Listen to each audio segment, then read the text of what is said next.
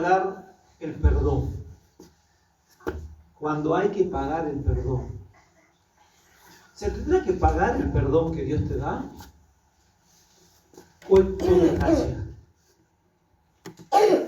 Quiero ir a uno de los libros que la mayoría de ustedes lo conocen muy bien. Que está en segunda de Samuel, capítulo 11, que habla sobre David y Betsabé. Uno de los más grandes pecados que puede cometer un creyente. Tal vez uno de los más grandes. Porque el otro es la idolatría, ¿no? Pero pecado como este no hay muchos. Es más, cuando nosotros leemos en contexto lo que dice la palabra de Dios, no nos entra muchas veces en la comprensión cristiana de que una persona que creía o que creía en ese momento en Dios cometiera tan aberrante hecho de perversión humana, carnal y hasta podría decirte diabólica. Qué terrible es, por más que nosotros podemos creer en Dios, alejarnos de Dios por un instante y que domine, no el diablo, la carne. Qué lucha, ¿no? Pero que constantemente hablamos de la lucha que tenemos humanamente con nuestros deseos carnales y humanos. Nuestra concupiscencia golpea constantemente el corazón para hacernos tropezar. El mundo nos ofrece todo para que nosotros nos olvidemos de Dios. Y el mundo te da hasta deleites por el cual vos corres tu mirada de tu Creador. Porque toda la creación dice que fue hecha por Dios para alabarle y glorificarle. Toda la creación. Hasta los animales, los árboles, el agua, el sol, toda la creación dice que fue hecha para adorar y glorificar a Dios. ¿Cuánto más nosotros, los seres humanos, que comprendemos y entendemos que una mano increíblemente maravillosa, gloriosa e infinita en su poder ha creado y ha hecho todo lo que nosotros conocemos como existencia? ¿Existirá la maldición en la vida de un creyente? Porque leyendo el capítulo 11 y el 12, nos vamos a dar cuenta que hay una maldición sobre los creyentes. Y usted me dice, ¿cómo un creyente puede tener maldición? A ver, las maldiciones pueden llegar a los seres humanos de dos distintas formas. Una a los creyentes y otra a los no creyentes. Cuando hablamos de los que no creen en Dios, están a la balbuena del diablo. El diablo maneja el mundo, está bajo su poder. Entonces vos vas a escuchar gente que va al curandero para sacarse alguna maldición o algún problema, otros que van a hacer maldiciones, otros que le explican cómo tenés que hacer las maldiciones, y la gente, por hacerle mal a alguien, son capaces de ponerse en cualquier práctica. Eso es el mundo. Ahora, esa maldición que practica el mundo, ¿le puede llegar a un cristiano? Pero vamos a hablar de un cristiano de verdad, a un cristiano verdadero, a una persona que vive en la voluntad de Dios. Ninguna maldición que practica el ser humano en este mundo le puede llegar a un cristiano. Y voy a volver a aquel brujo que me dijo, a mi querido brujo Pedro, que sentado en el árbol que afuera de casa me dijo, ¿sabés quién tiene el poder? Y señalaba a los creyentes que iban a la iglesia. A esos tienen el poder, los evangélicos, y no lo saben. Él decía eso. Esos tienen el poder y no lo saben. Cosa que uno dice, pasó hace 50 años atrás. Y cuando uno recapacita en la palabra de Dios, digo, wow, cuánta verdad tenía el brujo. Él sabía bien quién eran los que tenían el poder y que no lo sabían usar, que no lo sabían desplegar. ¿Y por qué no lo sabemos usar? Porque verdaderamente creemos hasta un determinado punto de nuestra vida Y cuando surgen algunas cosas, no nos damos cuenta que perdemos el poder, porque no confiamos verdaderamente en el Dios que nos ha provisto esa determinada fe. Tenemos una fe muy chiquita, que muchas veces no podemos afrontar ni el más pequeño de los problemas. Ni siquiera podemos enfrentar un frío, un calor. Escuchaba a una persona por la radio que había venido de Israel. Que en Israel no existen ladrones, no existe la miseria, no existe la pobreza. Pero él decía, no saben acá en Argentina lo que tienen. No pueden ser tan desagradecidos en este país. Tienen todo. Porque no están los argentinos pensando en que se les va a caer un misil y les va a destruir toda la familia, la casa, el hogar, todo el esfuerzo de todo su trabajo. Vos en Israel te acostabas a dormir y lo único que estabas preparado es para sentir la alarma, para meterte en un búnker o para esperar que un misil te caiga y destruya toda tu casa y te destruya a vos. Y cuando bajé del avión, dice, en Argentina, y me sentí con una libertad, con una alegría de saber que no iba a pasar más por eso. Y ustedes acá, dice el tipo, se están preocupando por la inflación, por el dólar, por esto, porque la gente... Y empezó a dar una determinada explicación y dice, ¿cómo pueden quejarse ustedes? ¿Cómo pueden quejarse? ¿Cómo pueden quejarse los cristianos que tienen la libertad de poder tener una iglesia, alabar a Dios, siendo que hay en determinados lugares del mundo donde para poder predicar el evangelio tienen que ir a túneles o estar haciendo determinadas hazañas para juntarse y leer la Biblia? Lo difícil que es poder reunirse para orar y para implorar a Dios. Y ustedes tienen toda la libertad, por todos lados, pero nos vivimos quejando. Dios nos guarde de pasar por una guerra. Dios nos guarde. Algunos hablan de Malvinas y bueno, no voy a ir a meterme en la historia. Pero, ¿qué es una maldición en la vida de un cristiano?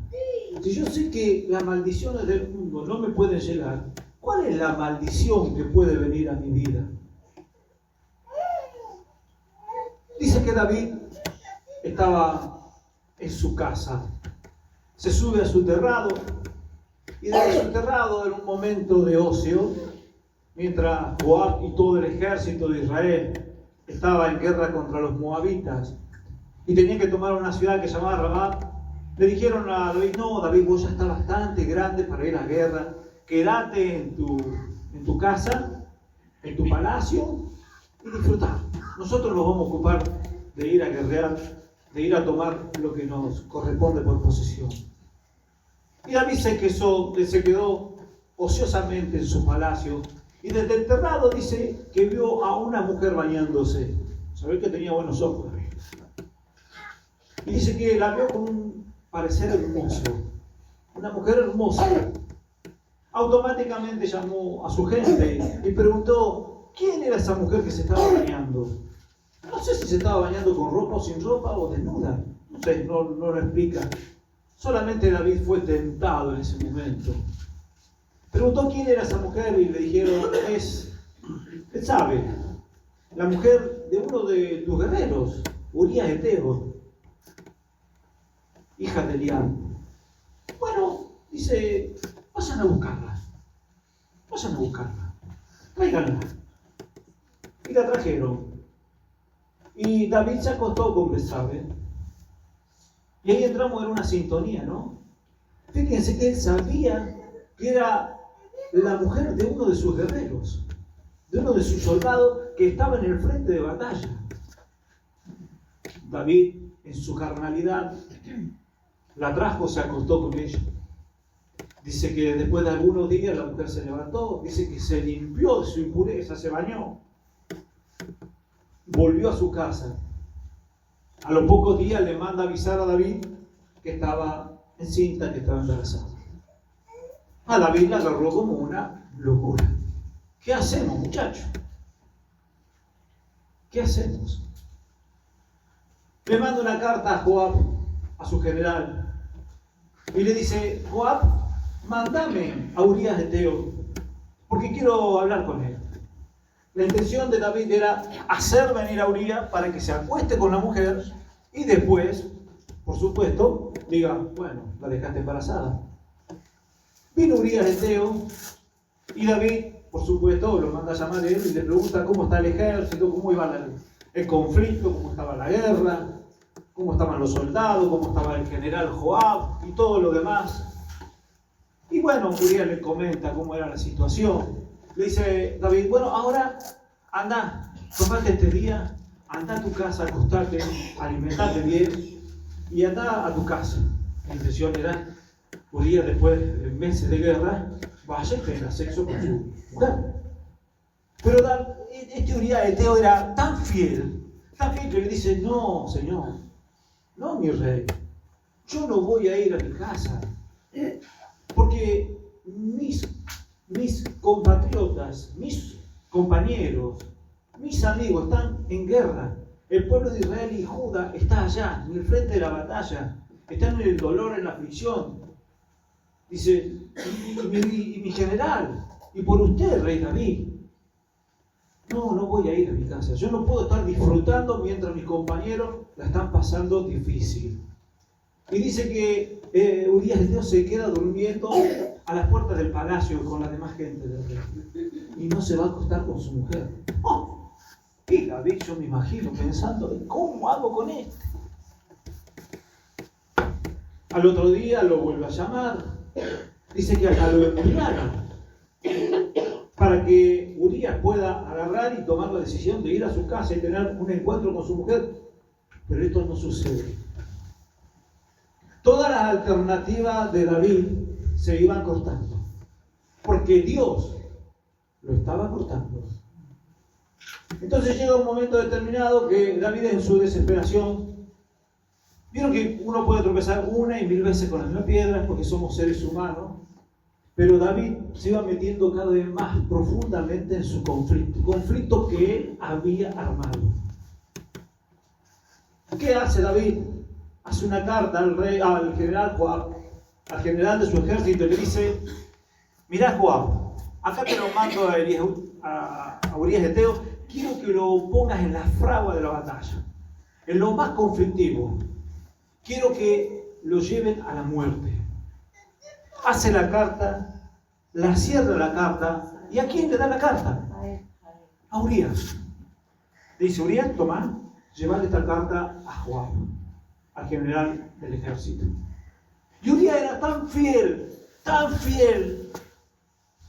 que no miró la carta en ningún momento, ni siquiera por chusmo. Así como le dio la carta David, se la llevó a Joab. Le entrega la carta a Joab y Joab hace lo que dice el rey. Cuando van a la batalla, lo manda a Urías Eteo, que esté bien cerca del enemigo, disparando con sus dardos, con sus flecheros, lo terminan matando a Urías Eteo.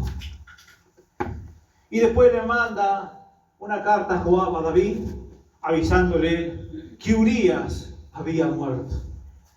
Y me imagino David habrá hecho, por fin terminé con esto. Pero no era el fin de eso, era el comienzo de un desastre que iba a suceder en su vida. Iba a ser calamitoso.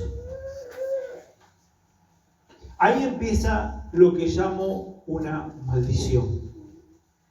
Maldición que le puede llegar a un creyente, a un cristiano. Y conociendo a Dios, habiendo recibido la gracia de Dios, habiendo recibido el perdón de Dios, no le dimos valor.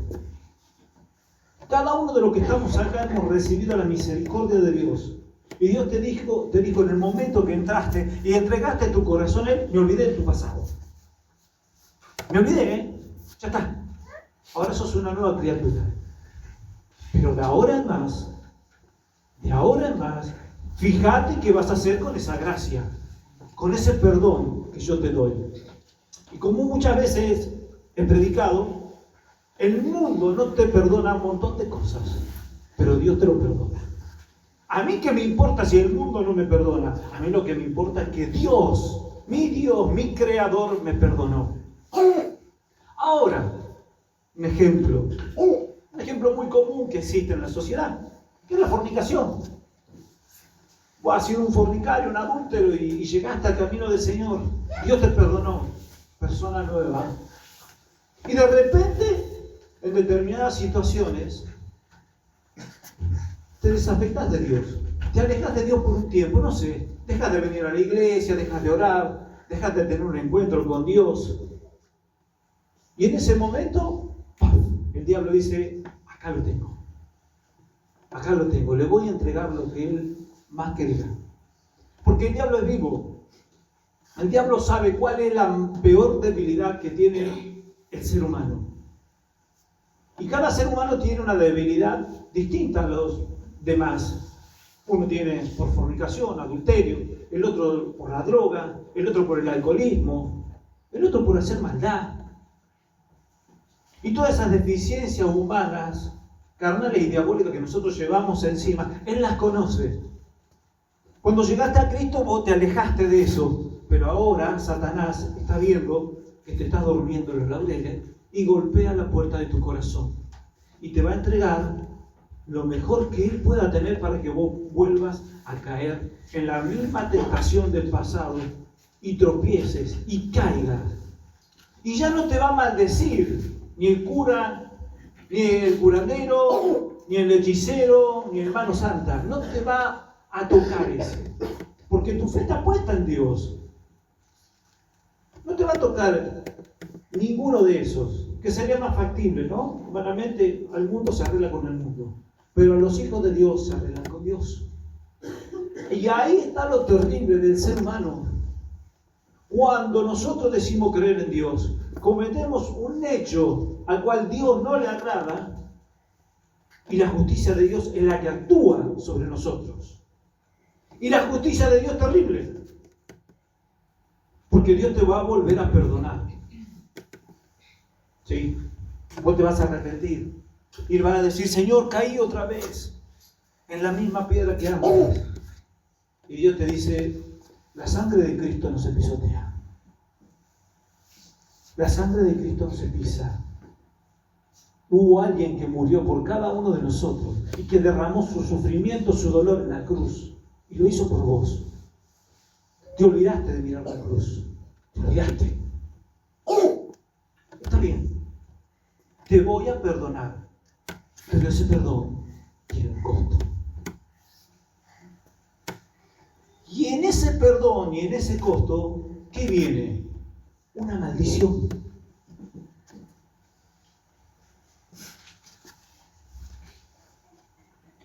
¿Qué pasó luego de todo esto cuando David se creyó libre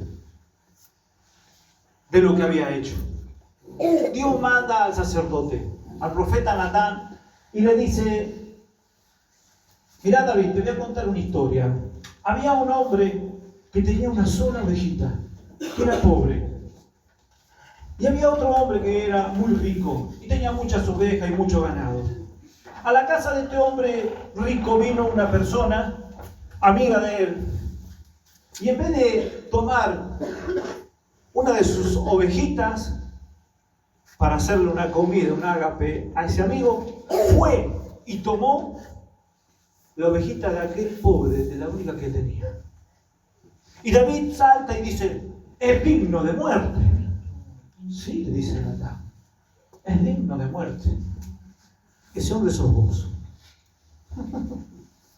Ese hombre sos vos, David. Porque lo que hiciste, David, en verdad no tendría que tener perdón. Mamita querida, se le derrumbó la vida a David. Entonces dijo David a Natán, pequé contra Dios.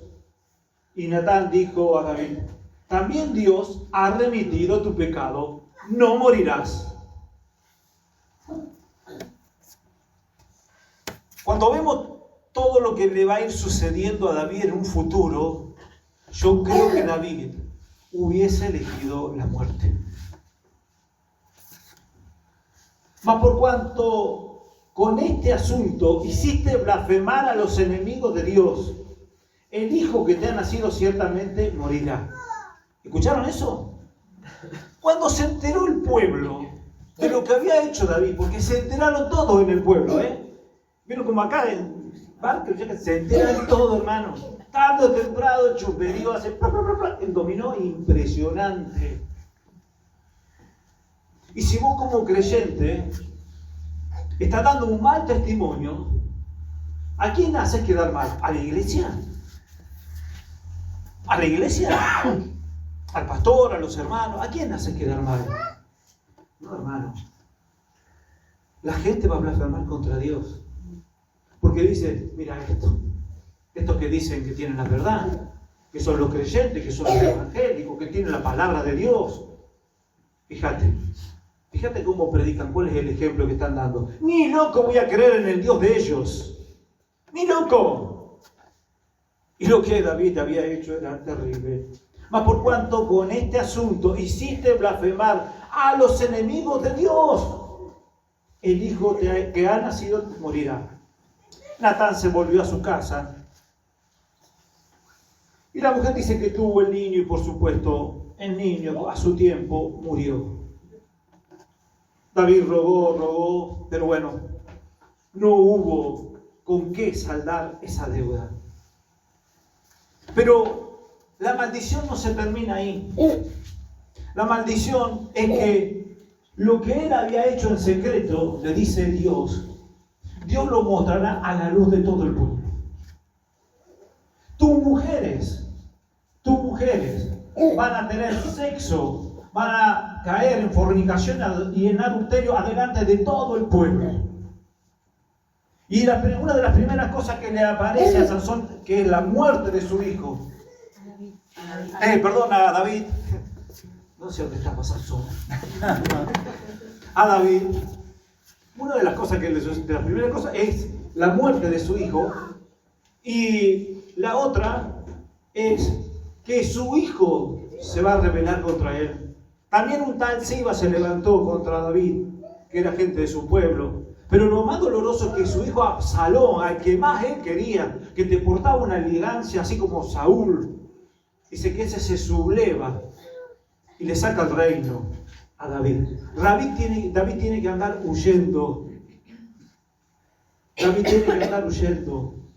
Y ahí es donde, como decía Alejandra, que leemos tantos salmos donde David está con su alma afligida y dolorosa. La maldición cayó. Y la maldición no se la pudo sacar. Porque Dios le había dicho que lo que iba a pasar David. No solamente eso, Amán, uno de sus hijos, tiene con una de sus hijas sexo, la viola. O sea, hay violación entre hermanos. Absalón lo mata a su hermano por haber cometido ese acto de incesto con su hermana. Se empiezan a matar entre los hermanos, entre los hijos de David. David, cuando va huyendo, Absalón toma la tierra de Jerusalén, toma la ciudad de Jerusalén, y lo primero que hace es violarle a todas las mujeres de David. Un cuadro de terror, pero de terror. Cuando uno va leyendo todo lo que va sucediendo, dice, Dios mío, lo que cuesta un pecado. Lo que cuesta un pecado. ¿Cuánto cuesta tu pecado? ¿Cuánto cuestan tus errores? El libro de Proverbios, capítulo 28, creo que dice, como el gorrión en su hogar y la golondrina en su vuelo, así ninguna maldición viene sin causa. Ninguna.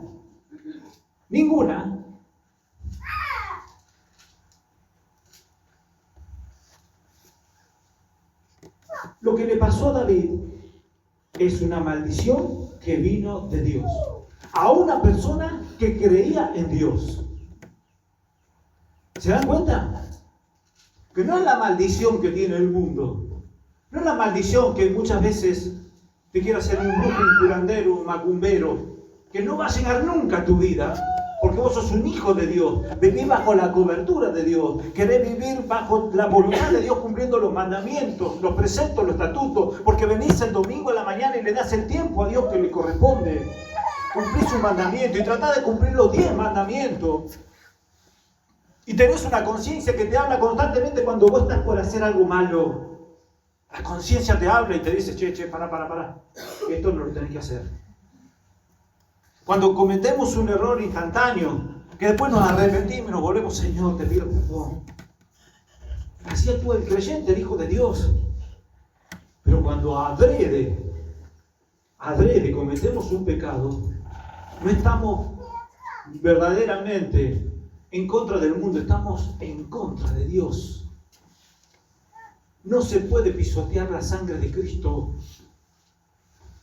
No hemos tomado el valor de aquel momento sublime por el cual Dios ofreció lo mejor que tenía el reino de los cielos para que nosotros tengamos el perdón y la salvación. Por ende, la vida eterna. Hoy escuchaba esto de Wanda Nara y Cardi me tiene repodrido, porque usted prende la radio, ¿y por qué Wanda esto? Y yo pensaba en esos chicos que van de un lado para el otro. A esos chicos no les falta nada. No les falta ni la mejor computadora, ni la mejor tablet, ni la mejor teléfono. Tienen las mejores ropas, tienen las mejores piletas para ir a bañarse. Tienen el lujo habido y por haber. Tienen todos esos chicos. Pero ¿saben lo que no tienen esos chicos? Son padres. No tienen padre. No tienen Dios. ¿De qué les vale toda esa vida? Porque esos chiquitos llevan un sufrimiento teniéndolo todo. Y vos tal vez nacés en la pobreza y valorás cada cosa que vas recibiendo. Porque aquellos que tienen la gracia de Dios, cuando pasa un determinado tiempo de tu vida, decís gracias Señor por aquel pedazo duro de pan, que cuando llegué de la escuela era lo único que tenía para comer, pero lo tenía pedazo duro de pan. Hasta eso valora el creyente. Hasta eso valora el Hijo de Dios. Ese es el Hijo de Dios, que en el medio de la lucha, de la prueba, de la dificultad, le da gracias a Dios. ¿Por qué nos enfermamos? ¿Por qué pasamos por todo lo que tenemos que pasar? Y hubo un hermano que me dejó tecleando ayer o antes de ayer cuando estábamos comiendo un asado, que me dice, Marcelo, ¿cómo tenemos que pagar las deudas? ¿Qué sería mejor? ¿Pagarla en cuota o pagarla de golpe? ¿Era así, Oscar? Ayer. ¿Y pagarla en cuota o pagarla de golpe? Y yo le dije, mira, Oscarcito, no sé. La verdad que yo no la quisiera pasar de ninguna de las dos formas. Porque todo es dolor. Y todo es aflicción. Pero esta mañana me puse a pensar. Y me puse humanamente. Si yo debo 10 millones de dólares, no sé, una deuda de gas, pongámosle. Y me dicen, ¿cómo la quiere pagar? Porque usted sabía que no estaba pagando esta deuda. Sí, yo sé que no la estoy pagando. Pero tiene una deuda y usted sabe que la tiene que pagar. Porque lo que hizo es consumir y no pagar. O sea que usted tiene que pagar. Son 10 millones de dólares. Venga acá y pague los 10 millones de dólares. Pero está la otra situación, le dice. Mire, le vamos a hacer otra oferta. Puede pagar la deuda en cuotas. Y usted le dice, y a ver cómo serían las cuotas. Y mire, por mes va a tener que ir pagando tanta plata. Hasta saltar la cuenta. Porque hasta que usted no salte la cuenta, no le vamos a volver a poner el gas. Entonces, vos no tenés toda la guita como para pagar esa deuda de 10 millones. Y decís, bueno, pásemela en cuota. Pásemela en cuota. No sé cuál elegirá usted. Tal vez tenga los 10 millones para pagarla, ¿no? Porque el tema es el sufrimiento de la gente cuando te llega de repente esa enfermedad donde vos estás esos últimos años de vida con un sufrimiento terrible. Es más, mucha gente que quiere morirse porque ya está cansada del dolor y del sufrimiento. Pero Dios no te da la vida, Dios no te da la muerte, Dios no te manda la muerte. Seguís viviendo y seguís sufriendo. Tenés que pagar la deuda. Tenés que pagar la deuda. Pero después están los otros, y que se dan mucho en los creyentes, que vamos pagando la deuda de a gotita. Vivido enfermo de esto, enfermar de esto otro, no salir de esta y agarrar la otra. Y le decís, Señor, ¿por qué me pasa esto? Y el Señor, con voz de amor y de misericordia, hermanito, tenés que pagar la deuda. ¿Qué deuda? Somos tan santos y tan pulcros para llevar una vida de acuerdo a la voluntad de Dios, por la cual no cometemos errores. Y tal vez uno puede decir, yo no tomo, yo no fumo, yo no soy fornicario, pero ya pensaste mal. Ya hay odio, rencor, ira y contienda en tu corazón por diversas causas, y eso hay que pagarlo. ¿Esto lo tenés que pagar? Tenemos que pagar todo, hermano. Porque lo que vamos a recibir no es 10 millones de dólares, no es un auto, una casa, un viaje, no, es la eternidad. Mire, si Dios nos permitiese a alguno de ustedes estar por un momento en el infierno, porque lo que vamos a sufrir, o lo que han sufrido algunos, o lo que sufriremos, será para vida eterna, para que después nuestra alma entre en el reposo de Dios. Pero ¿qué pasa si tu alma no entra en el reposo de Dios y va al reposo del diablo? Porque una cosa es sufrir en la carne, pero otra cosa es sufrir en el espíritu, en tu alma que nunca muere. Porque la muerte no es desaparecer, porque que desaparezca tu carne, allá fue, pero vos vas a seguir existiendo. El tema es, ¿a dónde va tu alma? Y no hay una desesperación por los creyentes por salvar las almas. No la quiero pagar de ninguna forma la cuenta. Ni en cuotas, ni que me venga de sopecón así. No la quiero pagar a la cuenta. Entonces, ¿qué querés? ¿Querés pasarla bien? ¿Querés ir hasta los últimos días de tu vida? Bárbaro, alegremente, felizmente, sin pagar ninguna deuda, y cuando estés a la presencia del Creador te diga, mira, vos no pagaste la deuda, no te podemos dar gas, por ende no entrarás al reino de los cielos. Cada vez que nosotros nos sentimos en un dolor, en un sufrimiento, tenemos que comprender que Dios nos ama. Parece algo utópico, algo loco. No podemos entender en nuestro razonamiento humano, no lo podemos comprender. Pero cuando entramos en la sintonía de Dios y comprendemos la paz espiritual de lo que estamos viviendo, en el medio del dolor, de la enfermedad y de lo que esté pasando, le vas a dar gracias a Dios. Yo no la entendía mucho a mi abuela. Porque mi abuela, como creyente, ella decía, yo estoy pasando por esto y le voy a dar gracias a Dios. Yo decía, hija, ¿cómo puede decir que? ¿Cómo le va a dar gracias a Dios? La hija enferma, Después con el tiempo lo comprendí. ¿Cómo no le voy a dar gracias a Dios? Si Dios quiere mi salvación. Qué difícil es entender esto, ¿no? Qué difícil es entender por qué tenemos que sufrir. Un teólogo, ayer hablábamos de esta persona,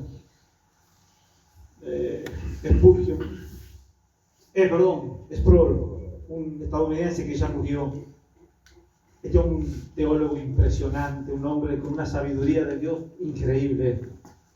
Los últimos años de su vida, este hombre predicaba y andaba con un carrito de oxígeno, con unos cablecitos, con unos cañitos, que se lo ponía en la nariz.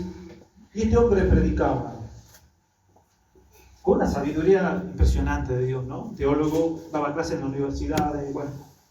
Y creo que fue él el que dijo que si un creyente trata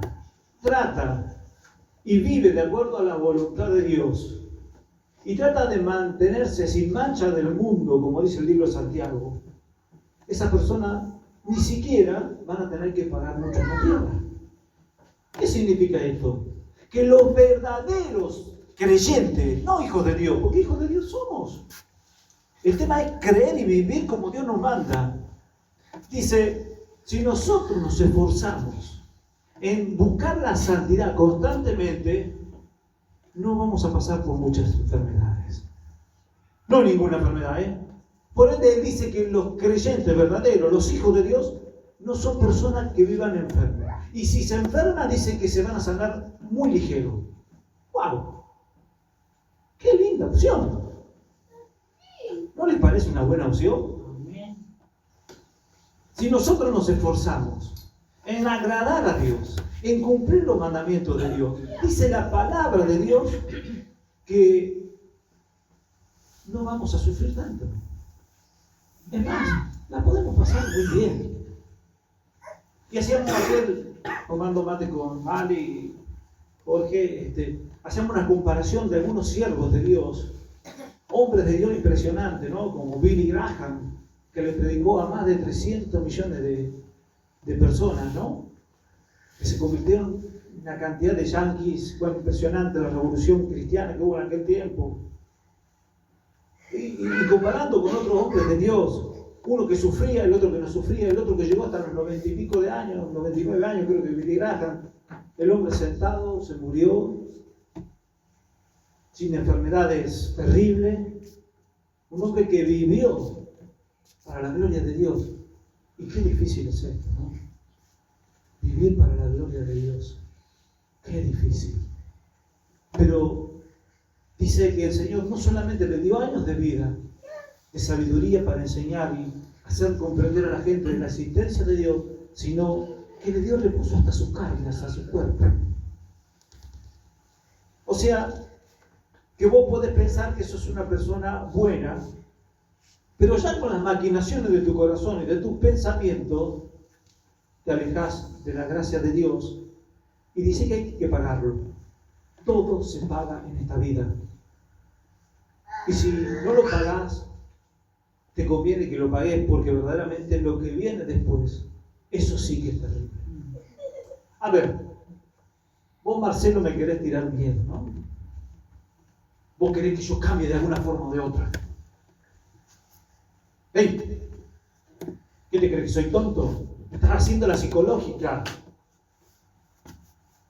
Aparte, en esta psicológica que tal vez vos crees que te está haciendo el predicador, ¿es para bien o es para mal? El que tratés vos de pensar bien, ¿es malo? Dice la palabra de Dios, mis mandamientos, mis preceptos, mis estatutos no son gravosos, no son para mal.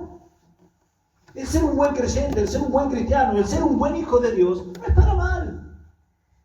Es para satisfacción de tu alma, de tu vida, y para que también sea de bendición para los demás. Nos cuesta comprender a Dios, nos cuesta vivir por lo que dice la palabra de Dios. Todo lo bueno, todo lo puro, todo lo amable, todo lo de buen ánimo, viene de Dios. Entonces, si crees vos en tus pensamientos que el predicador te está haciendo la psicológica, encerrate en tus pies y ten un encuentro con Dios. Y así como yo le dije a Dios cuando empecé a escuchar al primer predicador, dije, este tipo a mí no me va a engañar. Este a mí no me va a engañar. Habla muy lindo, predica muy lindo, pero este a mí no me va a engañar. Yo voy a leer la Biblia. Y yo le voy a pedir a Dios que me enseñe la verdad de su evangelio. Este no me va a engañar. No me va a hacer la psicológica. Porque todos hablan muy lindo y después cuando lo quieren llevar a la práctica son un desastre. Lo que tenemos en la fe de Cristo, en la teoría, lo tenemos que llevar a la práctica.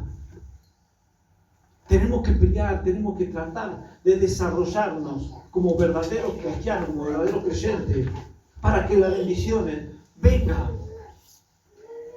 Los cristianos tienen que ser bendecidos.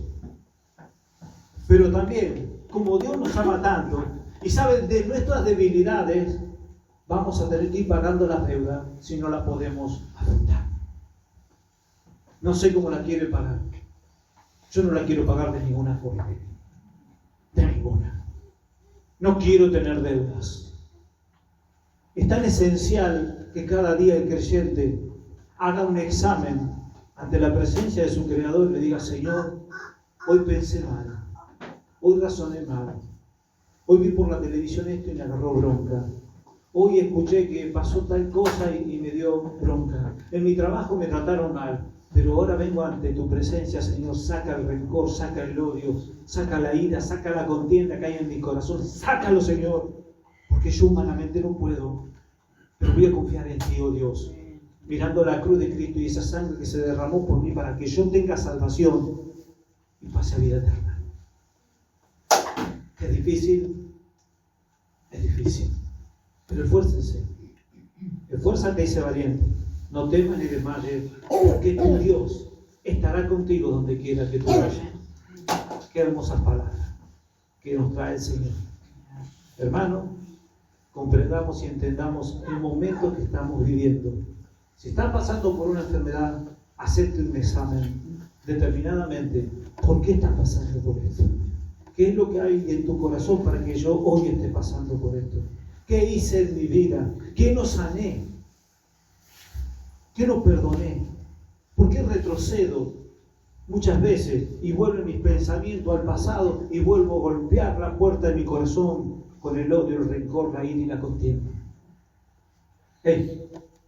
Tenemos que sanarnos.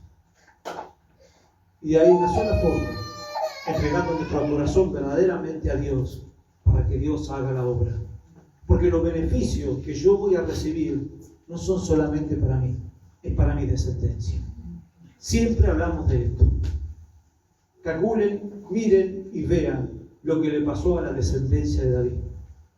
No solamente las cosas que le fueron pasando a David, las circunstancias por las cuales él estuvo viviendo, sino lo que dejó David. Dejó un desastre.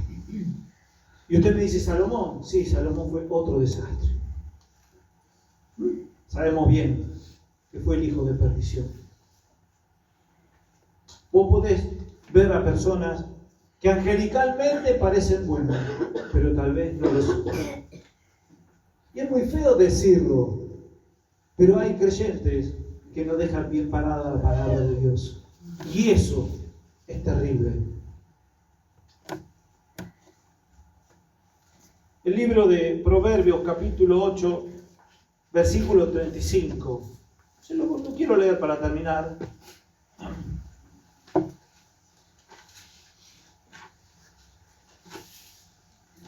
El libro de Proverbios, capítulo 8,